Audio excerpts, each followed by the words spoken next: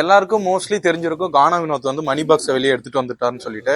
கொஞ்ச நேரத்துக்கு முன்னாடி தான் லைவ் பார்த்துட்டு வந்தேன். அவர் உண்மையிலேயே எடுத்துட்டாரு. ஆக்சுவலா என்ன நடந்திருக்குன்னா, அரோரா வந்து அந்த பாக்ஸை எடுக்க போறேன்னு சொல்லிட்டு விக்ரம் கிட்டயும் பிரவீன் கிட்டயும் வந்து ஃபைனலா அந்த பாக்ஸ் நான் எடுத்துட்டு வெளியே போறேன்னு சொல்லிட்டு ஹக் பண்ணிட்டு அந்த பாக்ஸ் கிட்ட எடுத்துடலாமான்னு சொல்லிட்டு ஒரு டெம்ப்ட் பண்ற மாதிரி பண்ணிட்டே இருக்காங்க. அந்த பாக்ஸை வந்து நான் எடுக்க போறேன்னு சொல்லிட்டு உடனே கேரட் அல்வா சாப்பிட்டு இருந்த வினோத் என்ன பண்றாரு, டக்குன்னு வந்து நான் எடுத்துட்டேன் அப்படின்னு சொல்லிட்டு டக்குன்னு அந்த பாக்ஸ் எடுத்துட்டாரு.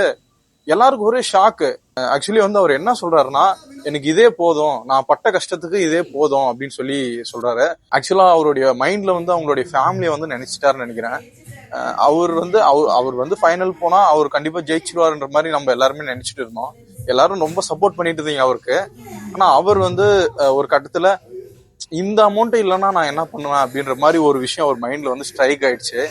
அதனாலதான் வந்து அவர் இந்த முடிவு எடுத்திருக்கிறான்னு நான் நினைக்கிறேன்.